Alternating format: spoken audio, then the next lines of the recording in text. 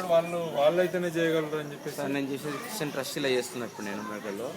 I'm shouting ఇప్పుడు నేను Christian shout చేస్తుంటాను, మీరేం సార్ ట్రస్ట్ ఇలామ్మా, మీరు ఎందుకు పని చేస్తున్నారు, మీ దగ్గర అది ఆ భావం కనబడితే నేను కోపడుతాను వాళ్ళని. నా దగ్గర ఉన్న ఫీలింగ్స్ వాళ్ళ దగ్గర ఉండయి, నేను తిడతా వాళ్ళని. అడగండి మామని అడగండి ఎలా తిడతాను మేము అనేదండి. నేను ట్రస్ట్ ఇలా చేసేది. వాళ్ళు మనుషులే, వాళ్ళు నేను పేషెంట్ కోసం నైట్ 1 గంట కూడా నాన్ క్రిస్టియన్ గా కన్వర్ట్ అయ్యి నన్గా పోతున్నారు. అంటే ఆ సర్వీసు నాన్ క్రిస్టియన్ నుండే క్రిస్టియన్ గా మారింది, అంతేగాని బై బర్త్ నాన్ క్రిస్టియనే కదా మీరు అంటారు అని చెప్పేసి. మనసులో సైకోడిజం డెవలప్ అవుతుంది. అంటే సర్వీస్ ఓరియంటెడ్ చేస్తారు కదా, సైకోడిజం డెవలప్ అవుతుంది. వాళ్ళకి కల్చర్లో బయట ఎట్లా ఉంది అనేది తెలియదు, వీళ్ళకి తెలిసినంత 100%. ఏంటంటే వీళ్ళు దే వర్క్ ఇన్ సొసైటీలో, అంటే వీళ్ళకి ఎట్లన్నా తెలుస్తుంది. వాళ్ళ ఏంటంటే లోక జ్ఞానం ఉండదు బయట సిస్టర్స్కి నన్స్కి.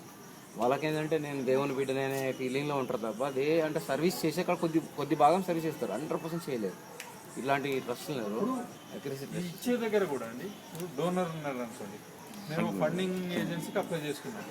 సేమ్ బ్లైండ్ స్కూల్ నేను అప్లై చేసుకున్నా, ఇంకో క్రిస్టియన్ మిషనరీ నుండి అప్లై చేసుకున్నారు అనుకోండి.